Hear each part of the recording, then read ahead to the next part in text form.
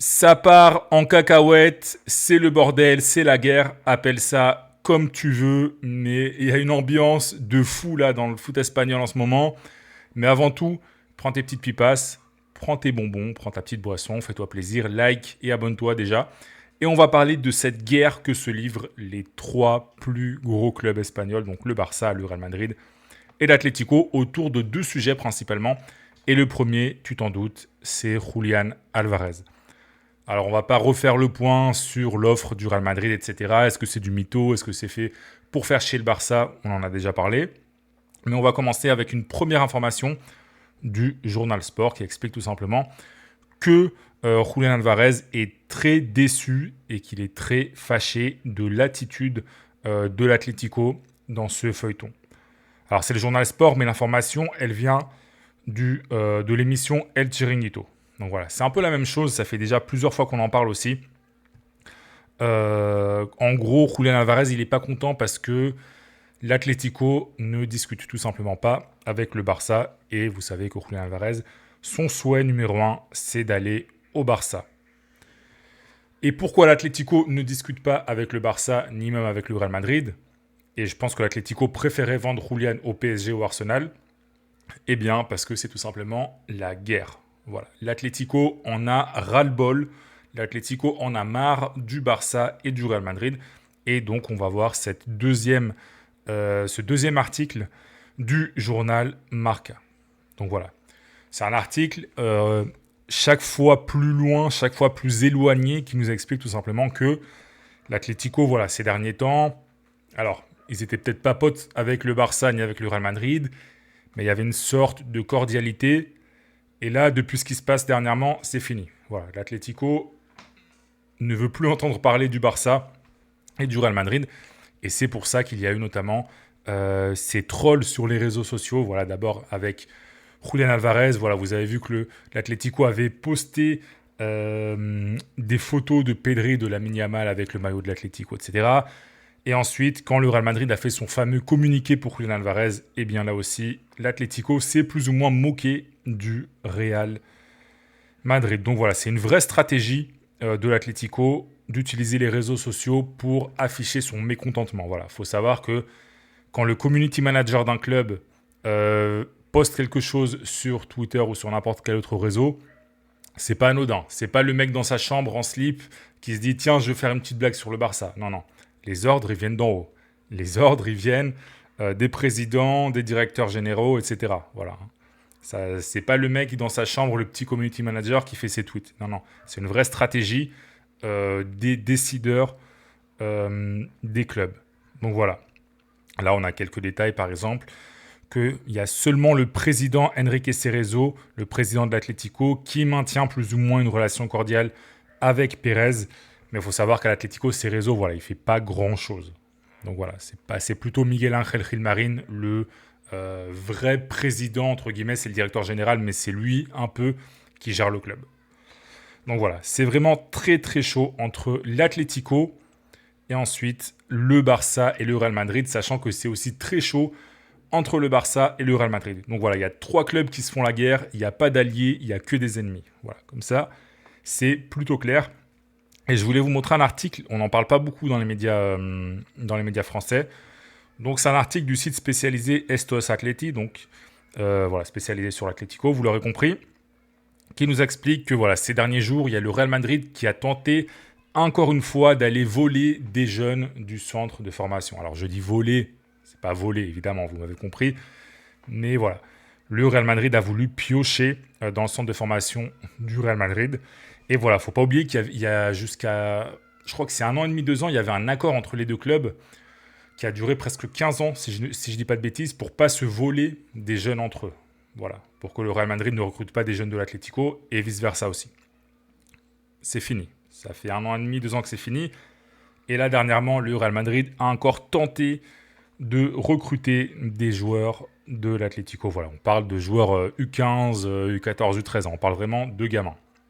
Donc voilà, ça c'était le premier dossier. Et le deuxième dossier, tu t'en doutes, il concerne Bernardo Silva. Voilà, avec le fameux Here We Go de Fabrizio Romano. Là, c'est une guerre, mais c'est plutôt une guerre, on va dire, logique sportive. Voilà, ça concerne le mercato. Les 3 clubs souhaitent recruter Bernardo Silva. Si on fait le récap, c'était d'abord l'Atlético qui était venu au Nouvel An premier. Ensuite, on a parlé du Barça. Et là, le Real Madrid est arrivé en force avec notamment José Mourinho qui le veut absolument. Jusqu'ici, on pensait que c'était le Barça qui était en pole position. Il y avait même un accord qui était annoncé par la presse espagnole, mais l'arrivée du Real Madrid, elle a un peu tout changé. Et là, on a Fabrizio Romano qui nous explique qu'il y a déjà eu la première offre officielle du Real Madrid à Bernardo Silva. Voilà. Je précise au cas où, il n'y a pas besoin de négocier avec Manchester City, vu que Silva va être en fin de contrat à la fin de ce mois de juin. Donc voilà, le Real Madrid est actuellement en pole position.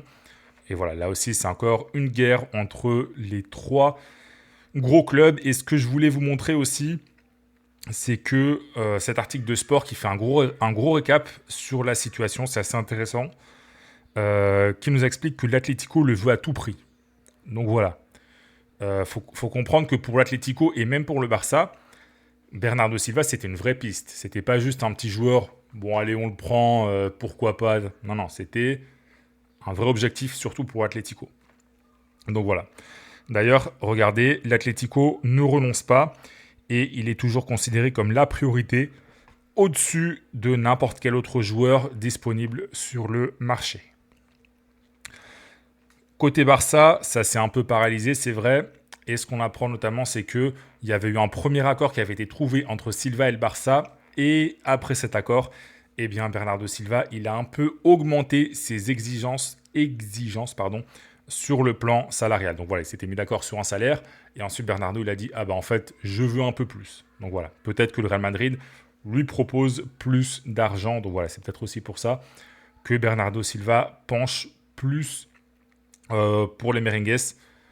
Il y a un dernier point aussi, évidemment, c'est le plan sportif. Pour Bernardo Silva, aller au Barça, ça n'a peut-être pas autant de sens que d'aller au Real Madrid. Au Barça, il y a déjà beaucoup de monde à son poste. Il y a déjà beaucoup de monde qui a un rôle plus ou moins similaire sur le terrain. Bernardo Silva, au Barça, ça sera un joueur secondaire. Voilà.